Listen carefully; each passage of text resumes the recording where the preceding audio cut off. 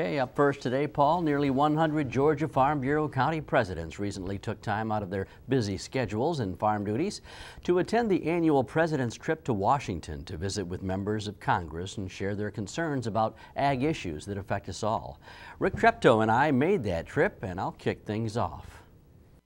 Georgia Farm Bureau State President Zippy Duvall started things off by welcoming everyone to the D.C. area and spoke of how pleased he was by their attendance.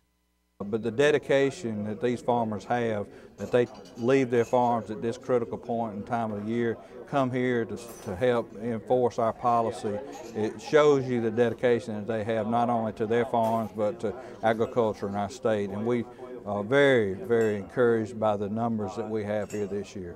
Both Georgia U.S. senators made an appearance at the breakfast, giving some of their thoughts and answering questions posed by the delegation.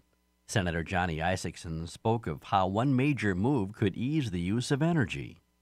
The estimate is, now get this, the estimate is if all the long-haul trucking in America were fueled by natural gas, compressed natural gas, and not by diesel fuel, it would reduce our imports from foreign oil by 30%.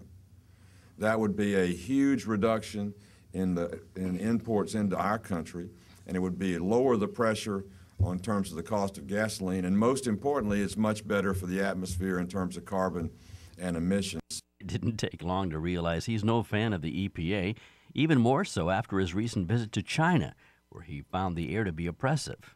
So far, he says it isn't a major problem here, but we've done a great job in America, but Lisa Jackson and those that want to do away with burning fossil fuels, those that want to continue to move forward and forward and forward on the clean air, are making regulations so tight and so hard you can't do business. He also had a warning for us.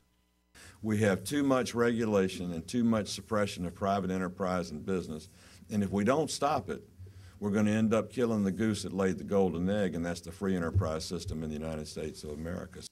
Senator Chambliss spoke of the U.S. debt and praised the members of the military who brought down one of the worst terrorists in the world.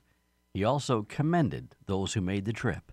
When you take your time and spend your money to come to Washington to talk to us about what's on your minds, it makes the biggest and the best impression that you could possibly make. He, too, showed his displeasure with the EPA and promises a fight. We're going to continue to work hard, whether it's pesticides, whether it's being able to get your livestock produced into market, or whether it's the issue of particle matter in the air. We're going to continue to work hard to make sure that there are no unreasonable regulations put in place. The senator said working out a new farm bill will be one of the toughest tasks yet. I sincerely mean that, because we're going to have less money to work with, and we're going to have more pressure from the non-traditional commodity side, non-traditional conservation side, to access some of that funding. But at the end of the day, my goal is going to be next year to do exactly what we've done in every farm bill that I've been involved in, and that is to make sure that we provide you with a safety net. Both senators were recognized with the American Farm Bureau Federation's Friend of Farm Bureau Award, which goes to those who have supported Farm Bureau issues 77% of the time. Also on hand was American Farm Bureau's Mark Maslin, who spoke about immigration. It's going to be something that the Democrats and the Republicans are going to have to do. It's got to be a bipartisan solution. But we're working, we're delivering our message to the Hill, and some people are picking it up.